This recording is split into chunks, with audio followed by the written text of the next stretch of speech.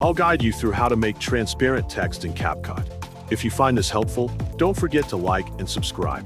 First, open your CapCut and click Create Project. Click Import in the top left to insert the video you want to edit. Select the video, then click Open. Next, click the plus icon on the inserted video in the top left corner. Click the video in the top right, scroll down, then click Canva, click None, and change it to color. Select black, then scroll up and reduce the scale before dragging the video screen until it exits the frame. Click Text in the top left, then click the plus icon on the default text. Write your desired text, for example, Lawrence.